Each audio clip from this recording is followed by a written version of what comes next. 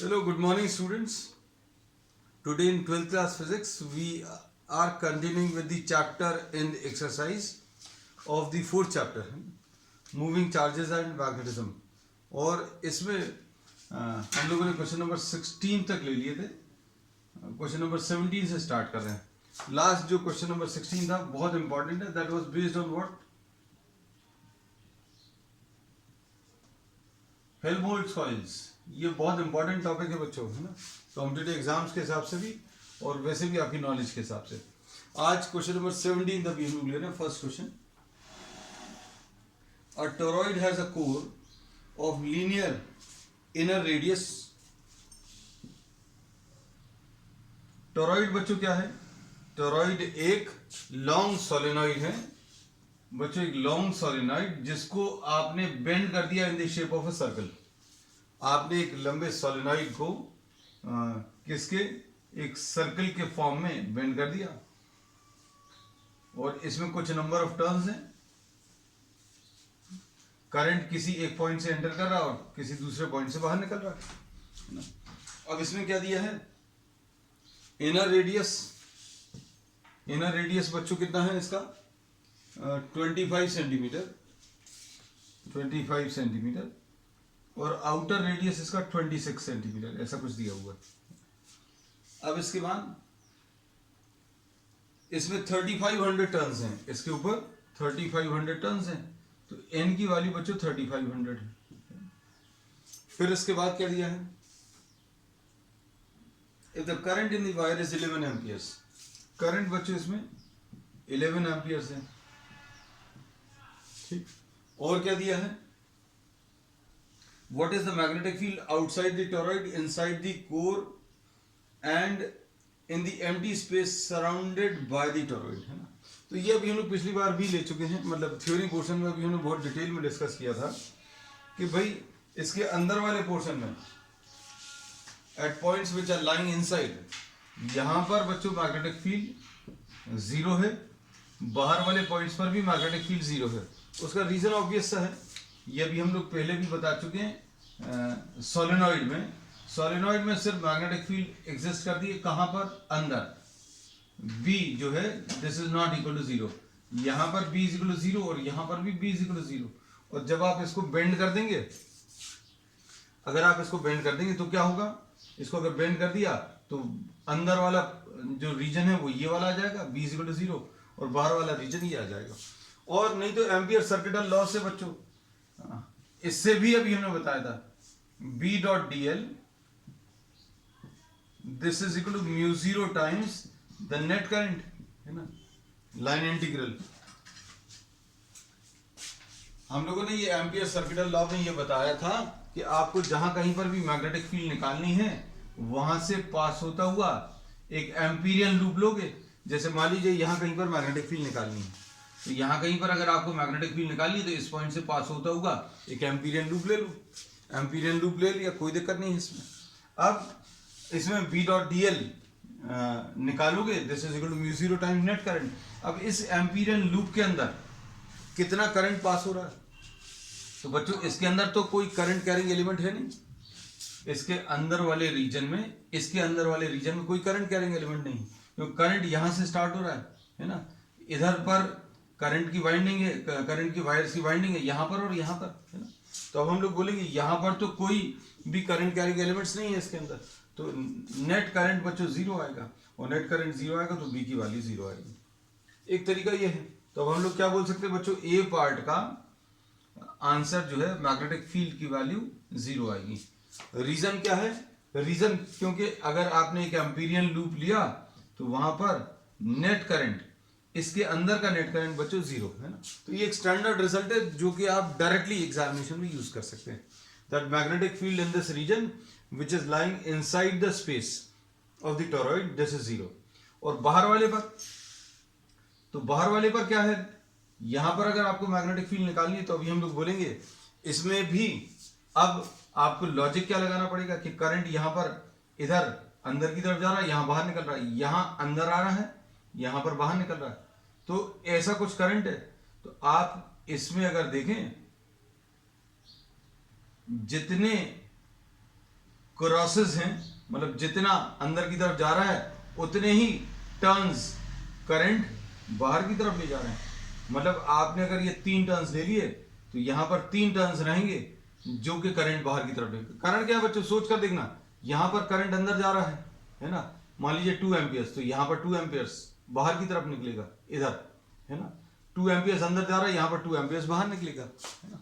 तो जितने भी टर्न्स हैं बच्चों उसमें सब में ऐसे ही होगा।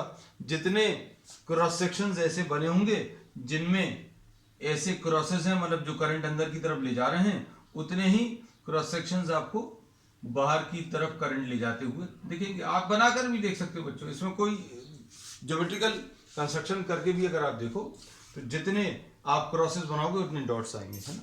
तो इसमें भी सी पार्ट में मैग्नेटिक फील्ड बच्चों 0 आएगी। क्यों? क्योंकि इस एम्पीरियन लूप के अंदर नेट करंट 0 होगा, और नेट करंट 0 होगा मतलब लाइन इंटीग्रल की वैल्यू 0 आएगी, मतलब मैग्नेटिक फील्ड भी 0 आने वाली। एक तो ये चीज पढ़ ली। अब इसके बाद क्या पूछा इसमें इन्होंने बी पार्ट में, इनसाइड द कोर। तो बच्चों इनसाइड द कोर का एक फार्मूला भी हमने बनाकर बताया था, आप चाहो तो वो डायरेक्टली यूज कर सकते हो, या फिर आप किसको यूज कर सकते हो, आप magnetic field due to solenoid भी यूज कर सकते हो, म्यू0 एन आई। तो किसी के मन में आएगा कि ये सोलेनॉइड का फार्मूला कैसे यूज होगा, तो सोलेनॉइड को आपने बेंड करके सर्कल के फॉर्म में ले लिया है, तो एन की वैल्यू बच्चों कितनी होती है, N is the number of turns per unit length. अब इसमें अगर ये लेंथ ऐसी स्ट्रेट है तो टोटल नंबर ऑफ टर्न्स आप काउंट कर लो 1 मीटर से, टोटल नंबर ऑफ टर्न्स आप एन को आप किससे, लेंथ से डिवाइड कर दो। अब लेकिन इसमें क्या है, आपने इस लेंथ को सर्कल के शेप में बेंड कर दिया, तो अब क्या आएगा, ये n/2πr आ जाएगा। ये जो लेंथ थी, स्ट्रेट लेंथ थी, वो अब किसके फॉर्म में, एक सर्कल के फॉर्म में, तो 2πr आएगा। तो अब अगला क्वेश्चन ये आता है कि भैया इसमें रेडियस कौन सी लेंगे, तो रेडियस अभी हम लोग जो है इसकी मीन रेडियस ले लो, और ये जो कैलकुलेशन आएगा सेंटर ऑफ द टॉरॉइड, जो बीच वाला पॉइंट है परफेक्टली उसके सेंटर पर, मतलब ये जो इनर रेडियस है और आउटर रेडियस है, इन दोनों का जो बीच वाला पॉइंट रहेगा, यहां कहीं पर मैग्नेटिक फील्ड का कैलकुलेशन आएगा, है ना। तो अब हम लोग इसको कैसा बोल सकते हैं, देखना, मीन लिख दे रहे हैं। तो बी का ये फॉर्मूला म्यू0 n I/2πrm। तो ये फॉर्मूला अगर याद हो तो ये फॉर्मूला भी अभी हमने डायरेक्टली बनाकर बताया था, है ना। This we have discussed in detail in the theory class. अब देखो सिर्फ वैल्यूज भर रखनी है। अब इसमें r कौन सा लेंगे, तो rm बच्चों एक इनर रेडियस और एक आउटर रेडियस है, और rm की वैल्यू 25 + 26 डिवाइडेड बाय 2, यानी ये 25.5 आ जाएगा। तो ये मीन रेडियस आ गई।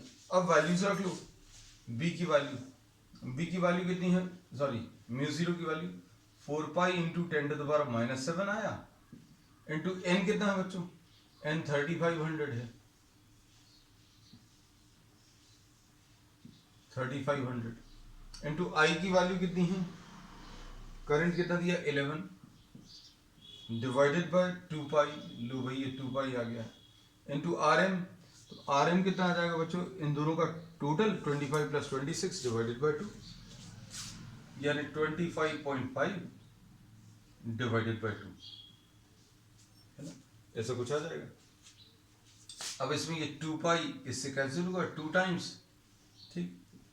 अब क्या होगा, इस 2 को अभी आप ऊपर ट्रांसफर कर लो, तो ये आ जाएगा 22, ये 22 इंटू 35, ये 22 इंटू 35 इंटू 2, ये वाला 2 भी ऊपर चला गया, इंटू 10⁻⁻7 और +2 डिवाइडेड बाय 25.5, है ना, ऐसा कुछ आ जाएगा। अब बच्चों इसको ही सिंप्लीफाई करना है आपको, तो सिंप्लीफाई करने पर ये वैल्यूज कुछ कैंसिल अगर हो रही है तो कैंसिल कर लो, कितना आ जाएगा 22 × 35, ये आ जाएगा 22 इंटू 70 इंटू 10⁻⁻5 डिवाइडेड बाय 25.5। इसको सॉल्व कर लेना बच्चों। तो ये हम लोगों को जो वैल्यूज आएंगी 4 पाई इंटू 10⁻⁻7 बिल्कुल सही किया है, चेक कर लें एक बार सर। 3500 बिल्कुल सही लिया है। 2 पाई 25.5 डिवाइडेड बाय, अच्छा एक चीज गड़बड़ हुई है। क्या चीज गड़बड़ हुई है देखो, ये 25.5 तो लिखा हुआ था, ये 25 डिवाइडेड बाय 2 नहीं करना था, डिवाइडेड बाय 100 है ना। अभी हमें यही लग रहा था 25.5 डिवाइडेड बाय 100, ये 2 से डिवाइड तो कर ही चुके हैं मीटर्स में चेंज करने के लिए, है ना। तो अब ये 2 जो है ये एक्स्ट्रा जो था हम ये पूरा लिख दे रहे हैं।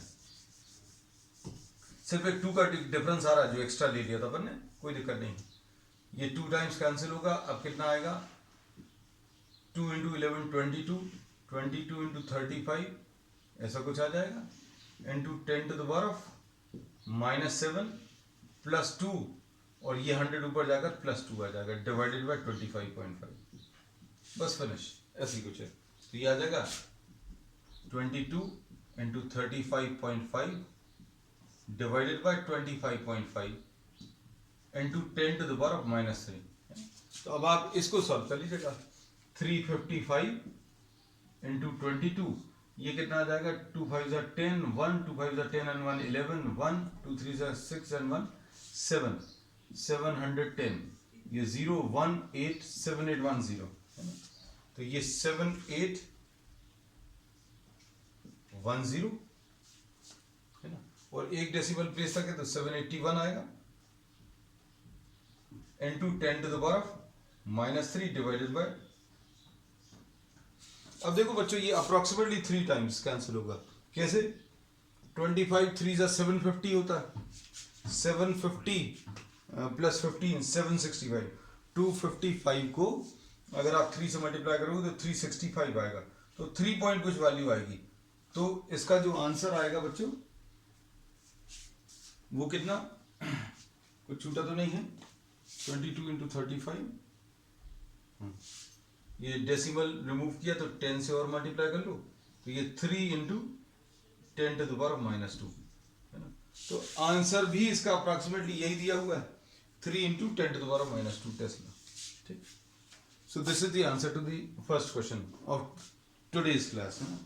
पहला क्वेश्चन नहीं है ये, एक्सरसाइज का तो 17th है। चलो नेक्स्ट क्वेश्चन देख लो, क्वेश्चन नंबर 18।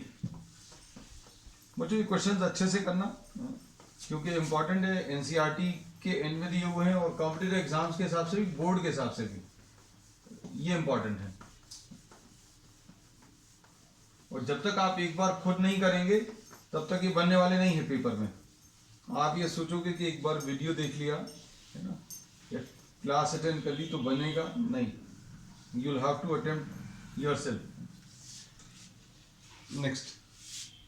नेक्स्ट अब थोड़े से थ्योरेटिकल टाइप के क्वेश्चन से पढ़कर देख लो। Question number 18, a magnetic field that varies in magnitude from point to point. बच्चों इसमें ए पार्ट में इन्होंने एक मैग्नेटिक फील्ड दिया है जो पॉइंट टू पॉइंट वेरी कर रही है, वेरीज पॉइंट टू पॉइंट, ऐसा कुछ दिया है। अब देखते हैं आगे क्या दिया है। Varies point to point but has a constant direction, इसका एक कांस्टेंट डायरेक्शन, और डायरेक्शन इस मैग्नेटिक फील्ड का बच्चों, मैग्नेटिक फील्ड का ईस्ट टू वेस्ट है।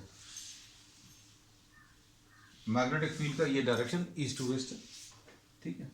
फिर इसके बाद क्या दिया है, a charged particle enters the chamber and travels undeflected along a straight path with constant speed। अब इन्होंने बोला कि एक ये चेम्बर है, इस चेम्बर में ये मैग्नेटिक फील्ड एग्जिस्ट कर रही है, कहां से कहां, ईस्ट से वेस्ट की तरफ। कहां से बच्चों, ईस्टर्न साइड से वेस्टर्न साइड की तरफ, है ना। ईस्टर्न साइड से वेस्टर्न साइड की तरफ अगर ये एग्जिस्ट कर रही है और इसके अंदर कोई चार्ज पार्टिकल एंटर कर रहा है, और चार्ज पार्टिकल जो है उसकी स्पीड v है, ऐसा कुछ दिया है विद अ कांस्टेंट स्पीड, और ये अनडिफ्लेक्टेड जा रहा है। अब देखो बच्चों, बी कोई भी मैग्नेटिक फील्ड, अच्छे सुनना, ये तो देखो सारी चीजें रिवाइज भी होंगी इसी चैप्टर की। सबसे पहला कॉन्सेप्ट है जो इस चैप्टर का था, क्या कि कोई भी चार्ज पार्टिकल अगर किसी मैग्नेटिक फील्ड में एंटर करेगा तो क्या होगा बच्चों, उसके ऊपर एक फोर्स काम करेगा, और फोर्स की वैल्यू कितनी होती है, Q0 V क्रॉस B। हमने बोला कोई चार्ज पार्टिकल अगर किसी मैग्नेटिक फील्ड में एंटर करेगा तो उसके ऊपर एक फोर्स काम करेगा, ये फोर्स है बच्चों, फोर्स की value Q0 V cross B। अब इसमें इन्होंने बोला ये अनडिफ्लेक्टेड जा रहा है, जैसे ही इस रीजन में एंटर किया तो उसके ऊपर फोर्स लगना चाहिए, लेकिन फोर्स नहीं लग रहा, मतलब उसमें कोई डिफ्लेक्शन नहीं आ रहा, कोई डिफ्लेक्शन नहीं आ रहा, मतलब कोई फोर्स नहीं आ रहा। अब फोर्स नहीं आने के कारण क्या क्या है, ये अभी हम लोग पहले डिस्कस कर चुके हैं। फोर्स जीरो कब होगा, जब तो चार्ज जीरो हो, लेकिन ये दिया है चार्ज जीरो नहीं है, चार्ज पार्टिकल है, तो मतलब ये ऑप्शन तो खत्म हो गया। फिर अगला ऑप्शन क्या है, ये फोर्स जीरो कब होगा, जब ये V cross B zero, force की वैल्यू जीरो कब होगी बच्चों, जब V क्रॉस B जीरो हो। अब V क्रॉस B जीरो कब होता है, जब थीटा की वैल्यू 0 डिग्रीज या थीटा की वैल्यू 180 डिग्रीज। तो अब हम लोग क्या बोलेंगे, force is zero because the charge moves parallel to the field और anti parallel to the field. Parallel to field मतलब थीटा की वैल्यू 0, एंटी पैरेलल मतलब थीटा की वैल्यू 180। जिस डायरेक्शन में मैग्नेटिक फील्ड है उसी डायरेक्शन में चार्ज अगर चलेगा तो कोई फोर्स नहीं लगेगा। ये अभी हम लोग पहले भी डिस्कस कर चुके थे, आज भी डिस्कस करेंगे। तो बस इन्होंने यही पूछा था कि what can you say about the initial velocity. तो इनिशियल वेलोसिटी बच्चों will be, force is zero on the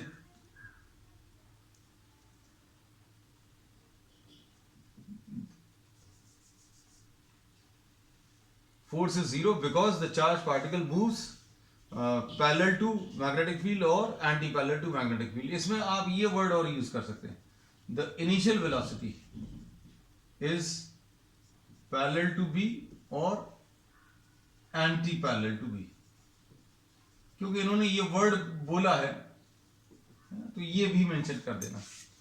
वैसे सारी चीजें अभी हम बता ही चुके हैं। अब इसका बी पार्ट देखो, तो इसमें मैग्नेटिक फील्ड में अगर कोई चार्ज एंटर कर रहा है और उसके ऊपर कोई फोर्स नहीं लग रहा, कोई फोर्स अगर नहीं लग रहा, इसका मतलब क्या है, वो चार्ज पार्टिकल या तो अलोंग द मैग्नेटिक फील्ड और opposite to the magnetic field move कर रहा है। चलो नेक्स्ट बी पार्ट देखो बच्चों इसका।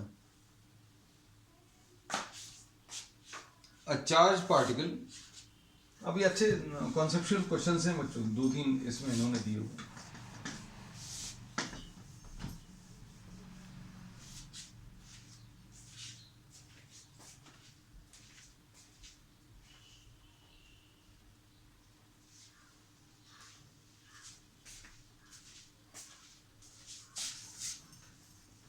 इसमें सेकंड पार्ट में क्या दिया है, बिल्कुल ऐसे ही कुछ है।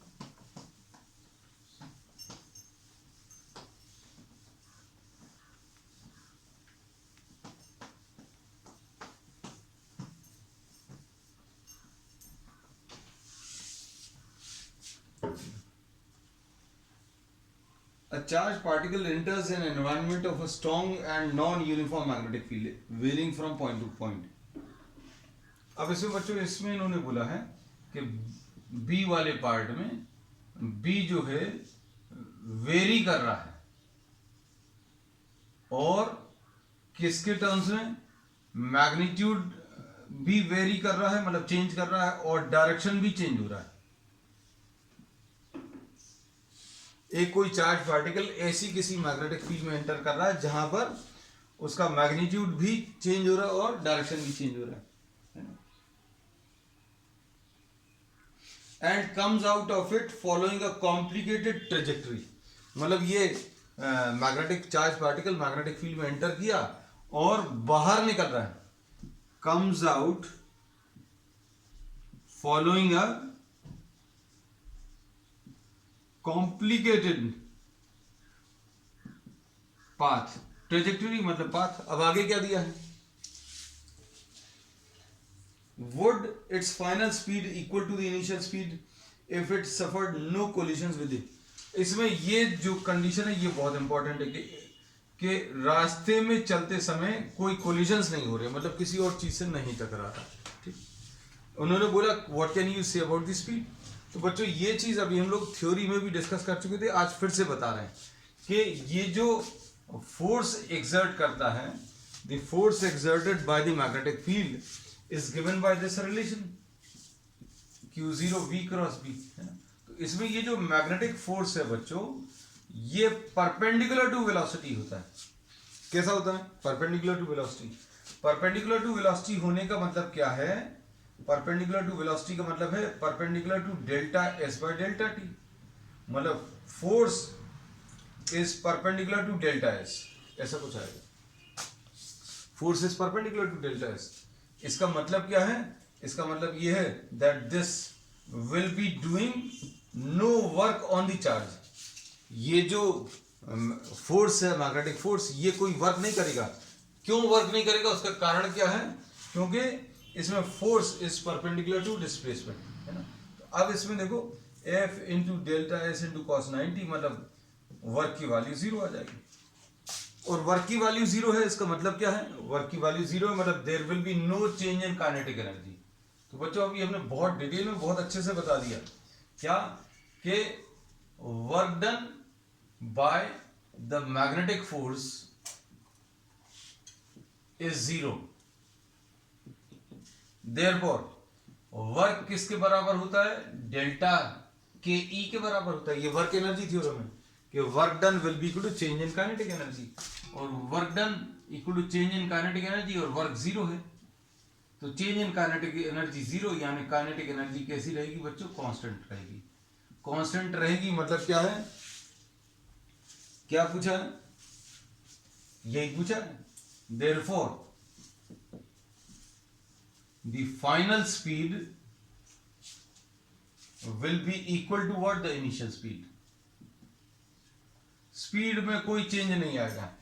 मतलब इसमें इन्होंने ये बोला है कि अगर कोई चार्ज पार्टिकल किसी मैग्नेटिक फील्ड में अगर एंटर कर रहा है, और मैग्नेटिक फील्ड जो है वो मैग्नीट्यूड में भी चेंज हो रही, डायरेक्शन में भी चेंज हो रही, तो बहुत कॉम्प्लिकेटेड पाथ फॉलो करते हुए वो बाहर निकल जाएगा।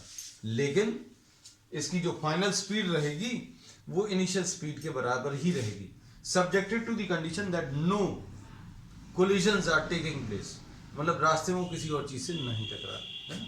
तो आंसर क्या लिखोगे, ये याद रखना, work done by the magnetic force is 0, therefore from work energy theorem work is equal to change in kinetic energy is equal to 0, मतलब काइनेटिक एनर्जी कांस्टेंट है, therefore final speed will be equal to initial speed. Kinetic energy constant का मतलब क्या है, kinetic energy क्या होती है, half mv²। अब ये अगर कांस्टेंट है मतलब v की वैल्यू कांस्टेंट है, final speed will be equal to initial speed. अब देख लो बच्चों इसका C part,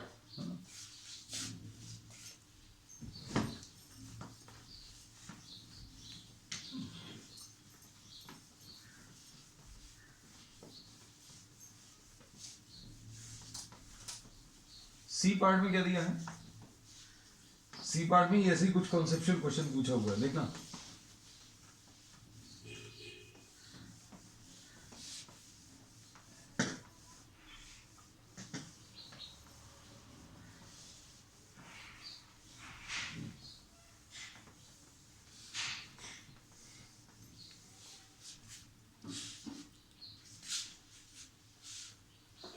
An electron traveling from west to east,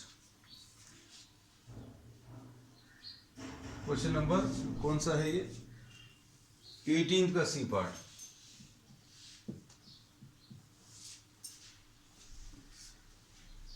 electron travelling from west to east,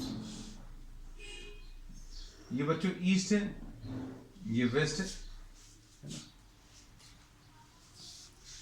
ये नॉर्थ है, ये साउथ है। ऐसी कुछ डायरेक्शंस होते हैं, ध्यान से सुनना, ये नॉर्थ, ये साउथ, और ईस्ट और वेस्ट, है ना। तो अब हम लोग ये बोलते हैं ये सब कुछ हॉरिजॉन्टल प्लेन में होते हैं, ये वाला जो डायरेक्शन है ये ईस्ट वेस्ट डायरेक्शन, ये नॉर्थ साउथ डायरेक्शन, तो ये हॉरिजॉन्टल प्लेन में होते हैं। और फिर ये वाला जो डायरेक्शन है तीसरा, अच्छे से इमेजिन करना क्योंकि हम इमेजिन करवा देंगे आपको, है ना। ईस्ट वेस्ट जिस डायरेक्शन में है और नॉर्थ साउथ जिस डायरेक्शन में है, ठीक है, वो उसके परपेंडिकुलर रहेगा ये वाला डायरेक्शन, जिसको अभी हम लोग वर्टिकल डायरेक्शन बोलते हैं। इस डायरेक्शन को क्या बोलेंगे? Vertical direction. एक तो हो गया ये ईस्ट वेस्ट डायरेक्शन, एक ये हो गया नॉर्थ साउथ डायरेक्शन, और ये हो गया कौन सा? Vertical direction. तो ये याद रखना कि ये वर्टिकल डायरेक्शन, जो वर्टिकल डायरेक्शन है, vertical direction is perpendicular to east west and north south, है ना। ये इसलिए समझा दी क्योंकि जरूरत पड़ेगी इसमें। An electron travelling from west to east, electron बच्चों ऐसा ट्रैवल कर रहा है वेस्ट से ईस्ट, इलेक्ट्रॉन ऐसा कुछ ट्रैवल कर रहा है, ठीक है। Enters a chamber having a uniform electrostatic field in north to south. अब यहां पर इन्होंने बोला ये इलेक्ट्रॉन एक ऐसे चेंबर में एंटर कर रहा है जिसमें एक इलेक्ट्रिक फील्ड है। इलेक्ट्रिक फील्ड ऐसी है, इलेक्ट्रिक फील्ड कैसी है? नॉर्थ साउथ डायरेक्शन में, नॉर्थ से साउथ की तरफ एक्ट कर रही है। इलेक्ट्रिक फील्ड कहां से कहां? नॉर्थ से साउथ। ये अब आपको मालूम होना चाहिए, याद होना चाहिए कि भैया जिस डायरेक्शन में इलेक्ट्रिक फील्ड होगी उसमें किसी इलेक्ट्रिक फील्ड में अगर आप किसी चार्ज को रखोगे तो फोर्स कितना आएगा? QE आएगा। और फोर्स और इलेक्ट्रिक फील्ड का डायरेक्शन सेम होता है अगर ये चार्ज पॉजिटिव है। और अगर ये माइनस लग गया बच्चों, अगर ये माइनस लग गया तो फोर्स और इलेक्ट्रिक फील्ड का डायरेक्शन अपोजिट आएगा। मतलब negative charge on minus Q charge, force is opposite to electric field. अभी फोर्स जो है ऑपोजिट टू इलेक्ट्रिक फील्ड। अभी इलेक्ट्रिक फील्ड की बात कर रहे हैं, मैग्नेटिज्म वाले चैप्टर में इलेक्ट्रिक फील्ड की बात की है, शायद पहला ऐसा प्रॉब्लम आया है ना। अब हम लोगों को क्या पता चल गया? That force acting on minus Q charges opposite to the electric field. अब देखो इलेक्ट्रिक फील्ड अगर ऐसी है तो इसके ऊपर जो फोर्स लगेगा, ध्यान से सुनना, इसके ऊपर जो फोर्स आएगा ये force opposite to the electric field, ऐसा कुछ आ गया। इस इलेक्ट्रॉन के ऊपर फोर्स इलेक्ट्रिक फील्ड के ऑपोजिट है, और इलेक्ट्रिक फील्ड अभी हम बता ही चुके थे, ये ऐसी इलेक्ट्रिक फील्ड है नीचे की तरफ, फ्रॉम नॉर्थ टू साउथ। ये याद रखना कि किसी नेगेटिव चार्ज के ऊपर जो फोर्स रहेगा, नेगेटिव चार्ज के ऊपर force, that will be opposite to the electric field. बना लिया।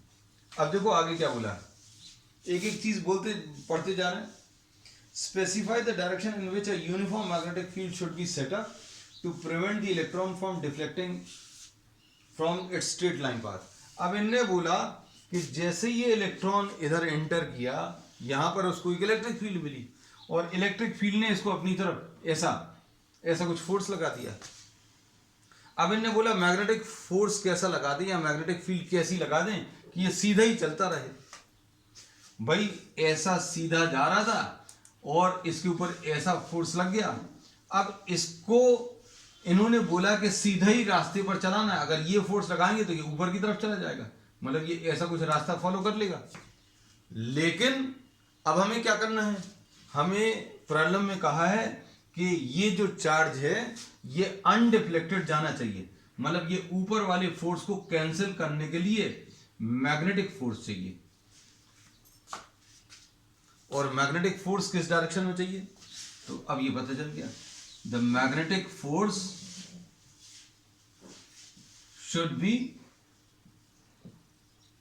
Equal and opposite to the electric force. और इलेक्ट्रिक फोर्स कहां की तरफ है बच्चों? नॉर्थ की तरफ। तो अभी हमें कहां की तरफ चाहिए? ये मैग्नेटिक फोर्स साउथ की तरफ चाहिए, ये पता चल गया। अब देखो ये इतनी सारी चीजें बनी हुई हैं, तो ये सारी चीजें आपको कंफ्यूज करेंगी, इसलिए अब हम लोग क्या कर रहे हैं, ये इतने पार्ट को अलग से बना दे रहे हैं। ये इलेक्ट्रॉन है बच्चों, ये इलेक्ट्रॉन ऐसा चल रहा है, ये वेलोसिटी का डायरेक्शन है, और हमें फोर्स ऐसा चाहिए। फोर्स कहां की तरफ चाहिए? नीचे की तरफ। मैग्नेटिक फील्ड कैसी लगानी?